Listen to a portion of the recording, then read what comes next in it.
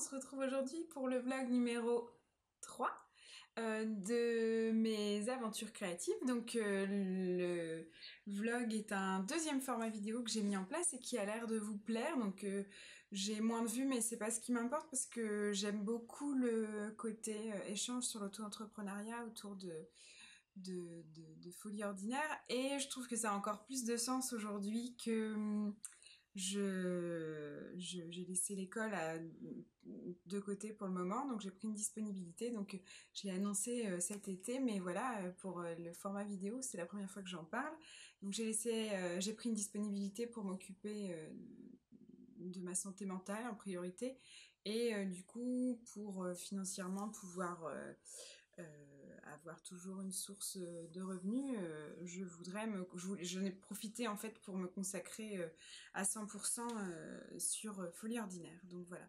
Donc j'ai plein de projets en cours, notamment là on a la participation à Nitid qui va arriver d'ici 3 semaines, donc même 2 semaines. Voilà, le Nitid, j'ai plein d'autres collaborations qui arrivent, des partenariats, donc ça, c'est un peu l'ébullition, toujours ce gros projet dont j'attends de vous parler, mais voilà, c'est un peu l'ébullition en ce moment, mais je suis toujours autant contente de vous retrouver. Et pour moi, garder ce format-là, c'est aussi important parce que vous y tenez, et je sais que j'aime beaucoup l'échange qu'on peut avoir derrière et vos retours. Voilà, notamment la dernière fois sur la laine et les échantillons, c'était intéressant aussi d'avoir votre avis. Certaines m'ont dit ah bah oui, j'avais pas pensé à l'importance de l'échantillon pour ça. Effectivement, c'est logique. J'y penserai un peu plus maintenant. Voilà. Mais euh, mais voilà, c'est toujours intéressant d'avoir des échanges et aussi d'apprendre, que ce soit pour vous ou pour moi, parce que j'ai appris des choses aussi. Bon, comme ça, je pourrais pas vous le redire, mais je sais que je me suis fait la réflexion. Ah oui, ça c'est pas bête. Voilà. Donc je suis ravie de vous retrouver aujourd'hui. Donc pour celles qui arrivent pour la première fois, je suis Mylène, alias Folie Ordinaire. On peut me retrouver sur les réseaux sociaux avec Folie Ordinaire, avec un 0 à la place du O de ordinaire, sur Ravelry, sur Facebook, sur Instagram et aussi sur mon site www.folieordinaire.com et toujours un 0 à la place du O de ordinaire. De quoi va-t-on parler aujourd'hui? C'est le grand suspense, le thème du jour. Donc j'avais expliqué que je voulais parler de mensuration et ce sera le cas aujourd'hui. Donc aujourd'hui on va discuter je vais discuter un peu de... Excusez-moi, je me réinstalle, je peux glisser à force de gigoter. Donc... Aujourd'hui, on va discuter mensuration parce que j'en avais parlé la dernière fois, c'est quelque chose qui me tenait à cœur. Et en plus, voilà, le temps maintenant que je vais me consacrer, je pense que c'est important pour moi de développer mes tailles et ma gamme de tailles et d'être au plus juste aussi au niveau des mensurations du réel. Alors, c'est un peu délicat. Alors, j'ai préparé des choses, mais voilà, c'est un peu délicat de parler quelque chose d'abstrait, de chiffres ici. Et j'espère que je vais pas trop vous ennuyer. Si ça vous plaît pas, bah, c'est autre chose. Mais voilà, c'est une démarche, j'ai mis pas mal de temps à m'y mettre, alors que depuis juillet 2020, même avant, j'ai commencé à y réfléchir, mais ça a été délicat pour moi de m'occuper de tout ça entre la naissance de mon fils, mes problèmes, etc. Mais du coup, voilà, j'ai pris vraiment le temps de le faire en juin dernier, juin 2021, du coup, un an. Et du coup, maintenant que c'est en place, donc pour le moment, c'est pas encore en vente parce que j'ai pas encore adapté, mais le premier patron est en test avec ces 2 gammes de taille et donc je vous explique mon processus. Donc on est parti. Alors pour commencer, je voulais expliquer comment j'ai débuté. Donc pour commencer, alors c'est pas simple quand on débute en design, pour trouver tout ce qui est les mensurations et compagnie, c'est très flou. Et on peut acheter des licences ou des brevets ou des normes, mais ça coûte très cher. Donc c'est pas à la portée de nous, designers tricot, enfin je pense, après voilà. Donc moi je suis partie sur une base qu'on m'avait conseillée, les normes AFNOR. Donc l'AFNOR c'est l'Association française de normalisation. C'est un organisme qui existe depuis pas mal de temps et qui se charge de faire les normes pour plein de choses en fait. Ils créent eux des brevets, des licences et, pour pas mal d'événements. Et par exemple dans le textile et le design, enfin notamment la mode, on leur a demandé de faire des normes au niveau des mensurations féminines. Donc il faut savoir qu'ils se sont basés, donc ça a été fait en 77, si j'ai bien potassé tout ça, et ça a été révisé en 87, mais depuis il n'y a rien eu. Donc il y a eu une révision en 2008, mais pour avoir accès aux nouvelles données, il faut payer. Donc voilà, donc, pas accessible pour le moment. Et je suis quand même partie dessus parce que les tableaux sont disponibles. Après, voilà, il faut savoir que chaque designer a ses propres gammes de taille et que c'est compliqué. Donc, c'est pas simple d'être au plus près en fait des mensurations réelles et des morphologies de chacune parce qu'on est toutes uniques et toutes différentes. Je pense qu'il n'y a aucune femme qui a le même corps. On a soit la poitrine identique mais des hanches différentes. Et c'est pour ça que par exemple en patronage ou en couture notamment, c'est facile. Enfin c'est facile. Il y a des techniques pour adapter, par exemple pour faire un 40 en poitrine et un 42 en hanche, pour mon cas. Et pareil, en taille, on peut modifier et on peut rectifier les lignes. Mais en tricot, c'est compliqué parce que c'est une question de calcul, de nombre de mailles. Donc il faut se fixer il faut se fixer des notes, des tableaux. En fait, moi, je me suis créé des tableaux. Et donc, au début, ça a été un peu compliqué. Donc, je suis partie sur les normes AFNOR et les tableaux AFNOR. Mais dans le réel, on se rend compte qu'effectivement, il y a des différences et que tout n'est pas bon. Donc, en creusant un peu sur les normes AFNOR, c'est vrai que c'est écrit que toutes ces normes-là, au niveau des mensurations du corps féminin, ils sont à revoir, notamment pour la taille, parce qu'ils se sont rendus compte je crois, qu'entre 87 et 2008, la largeur de taille a grossi. Et du coup, voilà, donc ils disent que ça peut être une norme pour s'aider à élaborer des tableaux, mais que professionnellement, c'est compliqué de l'utiliser. Voilà. Donc tout ça, ça m'a fait réfléchir. Donc je me suis dit déjà, il faudrait peut-être que j'arrive à être au plus juste. Et évoluer aussi en fonction de l'inclusivité qui est de plus en plus importante dans la société d'aujourd'hui. On le voit notamment avec des ouvrages qui sont publiés aux États-Unis notamment et qui sont consacrés au plus size. Donc par exemple, on a le superbe livre de Jacqueline, alors je l'espère que je vais bien le dire, Cieslak, qui est une femme qui fait énormément bouger les choses au niveau des corps des femmes et des grandes tailles, que ce soit en couture ou en tricot. Donc elle tricote. En couture, je sais qu'elle a pas mal travaillé avec Sue Liberate, dont je parle régulièrement dans mes, dans mes podcasts parce que j'aime les patrons de couture. D'ailleurs, j'en porte une aujourd'hui, sans faire exprès. Et donc voilà, son livre est très intéressant parce qu'il y a vraiment les mensurations dedans. Donc je l'ai lu attentivement pour voir aussi comment elle appréhende les corps et les façons de moduler. Donc elle a toute une technique propre qui m'a fait un peu penser aux gradations de Mélina Le Petit Panda. En fait, il y a beaucoup de choses à calculer nous-mêmes. Je suis en train de chercher un exemple sans vous dévoiler le livre parce que c'est un achat à faire intéressant. Mais voilà, par exemple, là, elle propose des ajustements pour le biceps. Donc, en fait, elle donne... il faut prendre la mesure A, la mesure B, la mesure C. Donc, 3 tailles différentes. Et ensuite, elle vous aide à faire les calculs pour obtenir le tricot le plus proche de votre corps possible. Enfin, le plus proche, le plus fidèle à votre morphologie, en fait. Et j'ai trouvé cette approche intéressante, mais c'est une vraie démarche qui est longue à faire. Et en design tricot, je peux pas le faire pour tous les patrons. Je pense que ce serait trop compliqué et ça demanderait trop de travail. D'ailleurs, la fameuse Mélina l'a fait pendant des années et elle est revenue en arrière puisque voilà, elle a eu des soucis. Bref, je ne suis pas rentrée dans le détail parce que je ne suis pas au courant, mais je sais qu'elle a arrêté pour revenir vers des tailles un peu plus standards et une gradation standard. même si je crois qu'elle donne toujours ses astuces d'ajustement. Enfin voilà, j'ai pas tout suivi. Je dois avouer que j'étais pas trop mind open. Je sais pas comment dire. Voilà, mais j'ai entendu parler dans la sphère tricot. Donc tout ça pour dire que voilà, il y a des ouvrages qui sont très intéressants. Je sais aussi qu'il y a un e-book qui est sorti, qu'on m'a envoyé, que je n'ai pas acheté parce que voilà, ça représente quand même, je crois que c'était 70 ou 90 $. Donc c'est un coût. Après, je ne dis pas que je ne l'achèterai jamais. Je pense qu'un jour j'y viendrai peut-être quand j'aurai les finances. Mais voilà, ça s'élabore au fil du temps, je pense. Et voilà, j'essaye d'être au plus juste, mais je ne peux pas tout faire en même temps. Donc suite à ça, j'ai eu le livre, j'ai revisité, regardé mes Nord.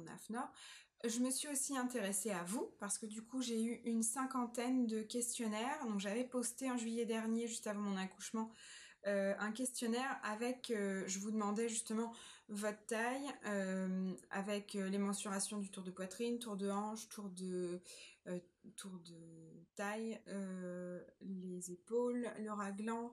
Enfin, j'avais demandé un panel de mesures. Et donc j'ai eu une 50aine de réponses, sauf qu'il faut post-traiter tout ça. Et je n'avais pas pris le temps de m'en occuper, donc je m'en suis occupée en juin. J'ai réparti les tailles en classifiant par rapport à mes gradations à moi et à ma façon de tailler. Et j'ai regardé pour voir au plus juste si ce que moi j'avais mis, c'était une moyenne acceptable par rapport à vos morphologies réelles. Donc voilà, j'ai mis pas mal de temps à comparer, équiter et tout. Mais ça a été très intéressant parce que effectivement, mes tailles étaient assez justes, mais il y avait un décalage quand même. Par exemple, en poitrine, en tour de poitrine, j'avais un décalage de 2-3 cm. En taille, c'est ce qui a le plus de changé par rapport donc, aux normes AFNOR, donc c'est ce qui était annoncé dans les documents. Mais j'ai une différence de quasiment 4 cm entre mes tailles d'avant et mes tailles de maintenant. Et les hanches, c'est à peu près fiable, c'est plutôt stable. Il y a 1 cm de différence, mais voilà, en tricot, c'est pas les hanches qui posent le plus de problèmes, et les hanches sont assez faciles à adapter par rapport à d'autres mesures qui peuvent être un peu plus complexes. J'ai pas dit que c'était ultra simple non plus, mais c'est faisable. Voilà, donc suite à vos retours du quiz, du questionnaire, j'ai donc collecté toutes mes données. Et le dernier élément que j'ai utilisé, c'est le travail, le génial travail, comment dire, faut glorifier cette personne. Voilà, le travail de Raphaël, qui est comment dire, j'allais dire la présidente, mais non, on dit pas présidente, qui est la directrice ou la créatrice. Voilà. Raphaël, qui est la créatrice de Ready to Sew, la marque de couture. Donc, je ne peux pas vous montrer de patron parce que je n'en ai pas. Quoique si, mais je les ai pas sortis. De toute façon, je suis même pas sûre. Enfin, il me semble que j'avais dû faire une chemise de cette marque. Mais en fait, elle a fait tout un travail de regradation. Donc, elle a agrandi sa gamme de taille. Et elle a fait tout un travail, notamment pour les grandes tailles, les plus size, les grandes tailles. On va éviter de mélanger l'anglais et le français. Et elle le partage en fait sur son blog. Donc elle explique ses démarches et elle explique aussi ce qu'elle a observé dans les évolutions du corps, parce que c'est vrai que des fois en gradation on a tendance à dire c'est proportionnel, et en fait pas du tout. Donc là je l'ai bien vu avec mes tailles et ses tailles, et notamment dans les grandes tailles. Donc moi au début je gradais du 34 qui correspond à un 80 cm de tour de poitrine. J'espère que je dis pas de bêtises. Oui, c'est ça, 80 cm de tour de poitrine pour moi. Et j'allais jusqu'au 52, donc je les ai pas en mémoire parce que j'en ai regardé beaucoup pour préparer, du coup j'ai un peu tout mélangé. Mais j'allais jusqu'au 120, 120 et quelques. Sauf que voilà, je m'étais basée sur les normes AFNOR et les normes AFNOR taille de 4 cm en 4 cm. Donc j'ai 34, ça fait 80 cm de poitrine, 36 ça fait 84, 88 pour 38, 40 j'ai 92, donc qui correspond à ma taille, donc celle que je tricote pour les designs, et etc. Sauf qu'en fait, elle explique qu'à partir d'une certaine taille, les corps évoluent différemment et les masses, donc les masses graisseuses, se comportent différemment en fait sur les grandes tailles. Donc elle l'explique très bien, je vais pas refaire je vais pas refaire l'article de blog, mais je vous le recommande fortement si c'est un sujet qui vous intéresse, parce qu'elle l'explique très bien, elle s'est agrémentée de dessins, de photos, et voilà, elle explique toute sa démarche, et à la fin, elle donne donc ses tableaux de grande taille, et elle donne aussi les adaptations possibles si nos corps correspondent pas à ces patrons couture. Donc je trouvais ça hyper intéressant. Donc du coup, je suis partie de son idée, et en fait, elle recommande, notamment pour les gradations, de faire 2 gammes de taille. Donc c'est pour ça qu'au début, je vous parlais de 2 gammes de taille. Donc une gamme du 34 au 46 et une gamme du 46 au 58. Donc ça représente 34, 36, 38, 40, 42, 44, 46, c'est ça, 7 tailles, j'allais dire 8. Il y a 7 tailles pour les 2 gammes, ce qui arrive à faire 14 tailles, sachant que le 46, elle le juxtapose et il n'est pas identique. En fait, il est présent dans les 2 gammes, mais il n'est pas identique. Et en fait, elle dit qu'il faut prendre une taille, comment dire, modèle, donc moi mon 40, et après il faut développer autour. Mais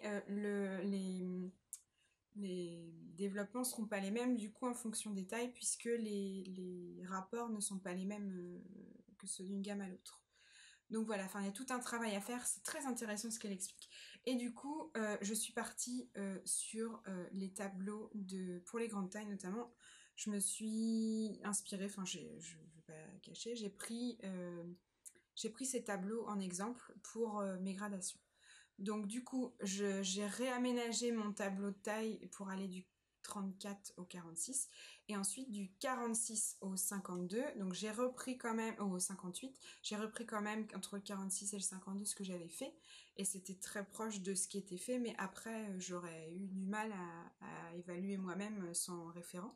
Et donc je suis partie sur ces mensurations, sur les mensurations qu'elle donne donc dans ses tableaux. Et voilà. Et donc du coup, le premier pull folie ordinaire qui sera disponible avec ces gammes de taille, ce sera le gilet pull Myrtis en collaboration avec Yarn by Simone, et il est actuellement en test. Donc pour le moment ça se passe très bien, donc je suis contente parce que j'avais vraiment peur, en plus parce que du coup il y a 2 fichiers, mais ça je vais vous expliquer après. J'avais peur que ce soit confus ou quoi, mais voilà, ça se passe très bien. Je voulais aussi redire que ce qui est compliqué dans le travail de design, c'est que voilà, par exemple pour le test de Myrtis, j'ai toutes les tailles, sauf à partir du 50, en fait, ça devient compliqué de trouver des testeuses. Et en étudiant un peu et en cherchant, j'ai trouvé des calculs, des études faites. Et en fait, il se trouve qu'il y a quand même 50% de la population qui porte du 38, 40 ou 42. Et au-delà je crois, du 50, ça doit représenter, il doit y avoir 10%. Donc c'est quand même un pourcentage important, mais ce n'est pas la majorité. Donc je ne peux pas aller au-delà non plus, ça demanderait encore plus de travail, et pour le moment je suis toute seule, donc je ne peux pas me dédoubler. Mais voilà, donc j'ai pris la décision d'augmenter mes gammes de taille, mais en restant, voilà, c'est limité quand même. Et je l'ai bien vu dans Myrtis, j'ai des tailles où je n'ai pas de testeuse, donc je le mentionnerai dans les fiches, mais j'ai une testeuse, alors j'avais 2 testeuses en 52 au début, Et finalement, j'en ai une qui a bien voulu changer parce qu'elle teste pour elle fait un gilet pour sa maman du coup. Et du coup, elle a bien voulu changer le 52 pour un 54. Et donc pour moi c'est génial parce que du coup j'ai une testeuse 52, une testeuse 54 et donc il me manque, voilà, j'ai 2 tailles sans testeuse, donc c'est un peu compliqué parce que du coup relever les coquilles, le nombre de mailles, il faudra bien que je le recalcule moi-même, mais voilà, j'ai pas de retour sur même le porté et la morphologie, est-ce que ça va aller, est-ce que voilà. Donc c'est toujours un peu délicat, donc je veux le proposer quand même, mais voilà, je vais je vais le proposer, mais de façon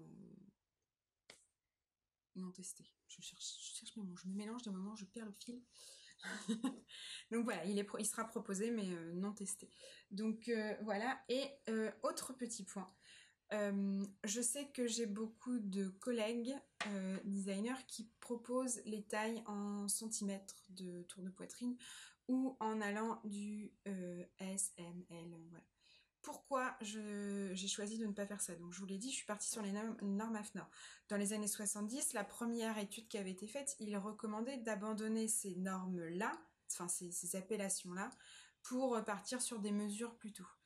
Alors, je trouve que c'est bien, mais ça peut porter à confusion. Moi, je sais que des fois, quand je lis les patrons et que je cherche mon numéro, j'ai tendance à me mélanger. Et ce que j'aimais aussi dans le fait de garder les tailles 34 et quelques, etc., c'est que pour celles qui font aussi de la couture, il y a un lien, en fait. On s'y retrouve, que ce soit à la couture ou même le prêt-à-porter. Il faut savoir que les appellations 30, 34, 38, 36, hein, ce sont les appellations françaises. Après, on a des appellations européennes qui sont encore différentes. Et enfin voilà, il y a autant d'appellations que de pays, je dirais presque. C'est pas le cas, mais il y a énormément d'appellations, donc c'est un peu compliqué de s'y retrouver. C'est pareil, il n'y a pas de normes pour le coup. Enfin, chacun fait comme il veut. Moi, j'ai pris le parti de garder celle-là pour avoir une cohérence avec la couture. Et je trouve que c'est aussi plus facile enfin, c'est très personnel, hein, c'est pas du tout objectif, c'est très subjectif, voilà. Pour moi, je trouve que c'est plus facile de m'y retrouver, de me dire, bah, moi je fais un 40 à peu près en temps normal, je vais regarder en premier 40, est-ce que ça correspond à mes mensurations? Oui, non, ah bah je vais regarder l'autre dessus, parce que moi je regarde pas en dessous. En général, je regarde plus l'autre dessus, mais voilà, c'est un repère pour moi, c'est un peu con, alors je sais pas si du coup, si vous fonctionnez comme ça, si oui, dites-le moi, sinon je suis ouverte à vous entendre et à savoir comment vous fonctionnez. Mais voilà, j'ai pris le parti de faire ça et je n'utilise pas les lettres. Donc les lettres XS, S, M, L, qui sont les standards universels au niveau de l'appellation. Pourquoi je les utilise pas? Parce que par exemple mon 40, donc qui fait un 92 de poitrine, donc je ne fais pas 92 de poitrine, mais c'est la référence, celle duquel je suis le plus proche et auquel je corresponds mieux. Je fais 94, donc je sais plus maintenant, parce qu'avec la grossesse, non, bref, on s'en fout. Donc mon 40 correspond à un L. Donc ça veut dire que le 44 correspond à un 2XL. Donc si je dis pas de bêtises, pour un 100 de tour de poitrine, c'est du 2XL. Et alors c'est pareil, c'est une question psychologique, mais moi je me dis quand je commence à voir les tailles qui montent vers le 5XL, je trouve ça plus compliqué d'avoir 5XL que d'avoir 50. Je dis, c'est peut-être pas le 50, mais enfin voilà, je sais pas, je trouve que le 50 est plus. Mais c'est pareil, c'est des questions de perception et c'est ma perception des choses. J'ai peut-être faux, je suis ouverte encore, hein, je vous l'ai dit. J'aime apprendre, j'aime me voir différemment, voilà. Donc voilà, l'explication du pourquoi du 34 au 58, c'est ça.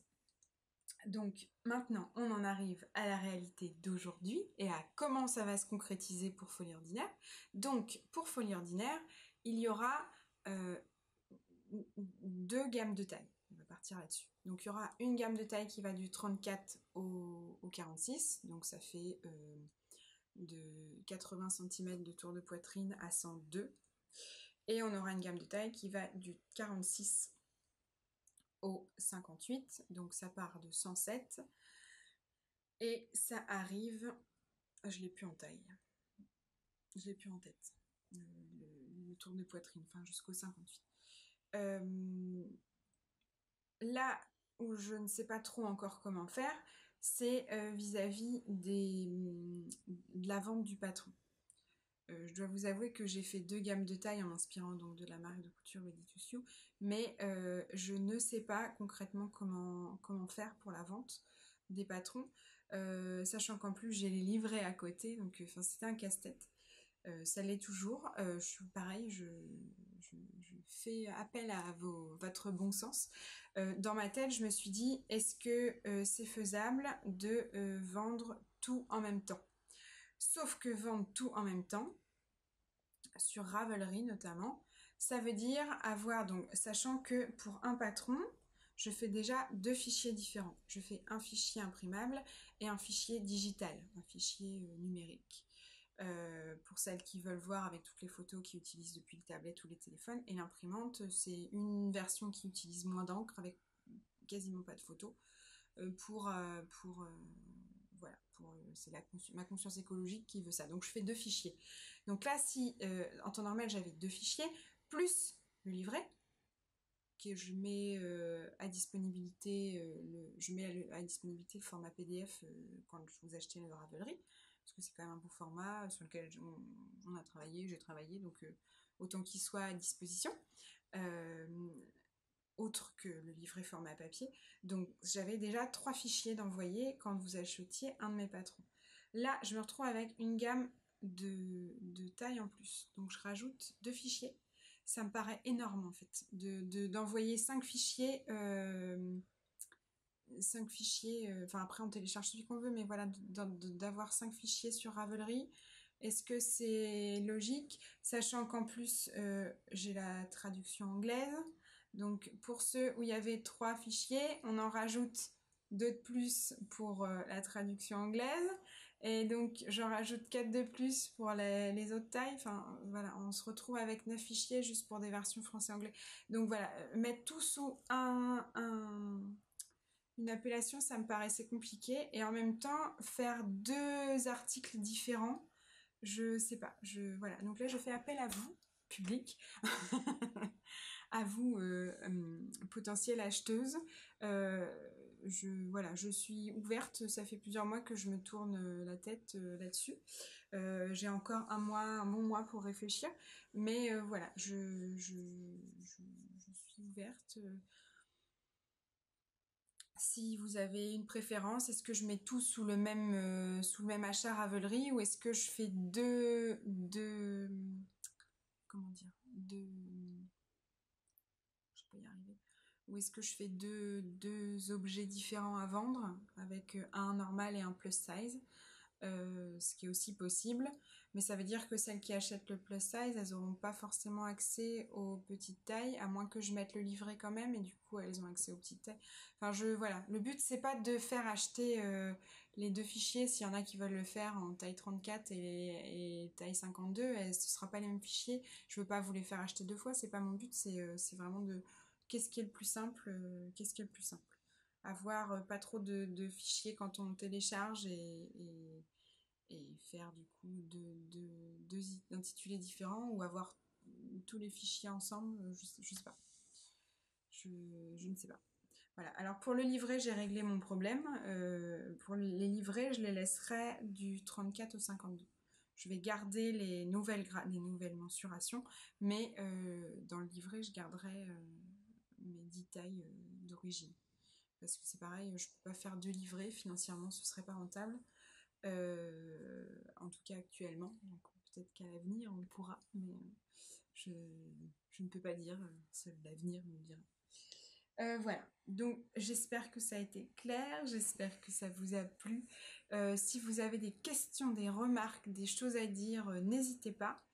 Alors, on m'a aussi souvent remonté que on part sur la base du tour de poitrine, mais que régulièrement, certaines sont embêtées avec les largeurs d'épaule, parce que pour certaines, c'est ce qui pose problème, notamment quand on va plus vers les grandes tailles.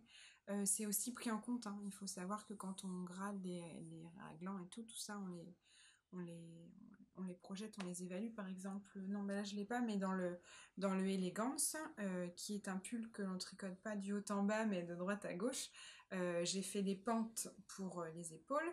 Les largeurs de pente d'épaule sont prises en compte pour les différentes tailles.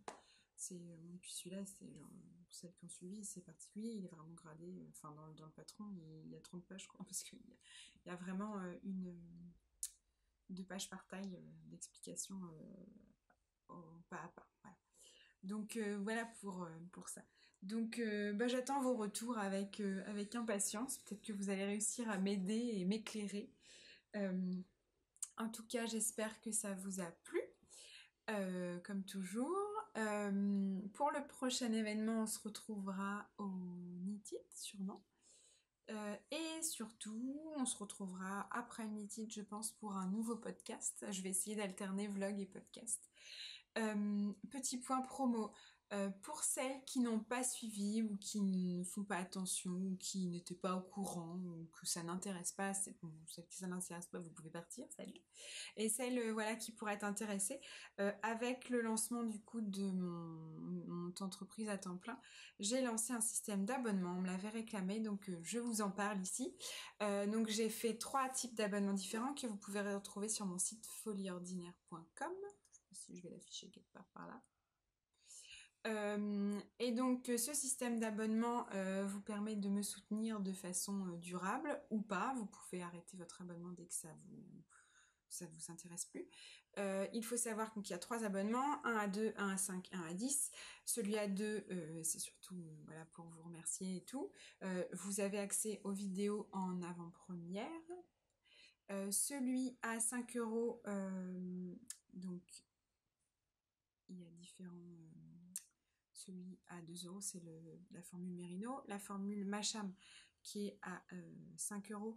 Vous avez le droit à 5 euros de réduction sur les sorties de patron, à des articles de blog en avant-première et les vidéos YouTube aussi en avant-première avant tout le monde. Et le forfait, la formule à 10 euros, la formule Mohair, qui du coup vous donne droit aux sorties de patron offertes, à des réductions sur les anciens patrons et aux autres avantages des autres formules. Voilà, donc si ça vous intéresse, n'hésitez pas à aller jeter un œil. Et si vous me soutenez, merci, enfin vous me soutenez financièrement, puisque déjà le fait que vous regardiez cette vidéo, c'est un bon soutien pour moi. Donc voilà, donc on se retrouve. Le prochain vlog sera sûrement consacré à ma grosse surprise et mon gros projet qui doit voir le jour en septembre, mais plus le temps passe, plus j'ai peur. J'attends toujours des nouvelles, mais voilà. Donc le prochain vlog sûrement dans un petit mois, dans un mois sur mon gros projet. Et donc on se retrouve normalement la prochaine fois pour un nouveau podcast. Bisous bisous.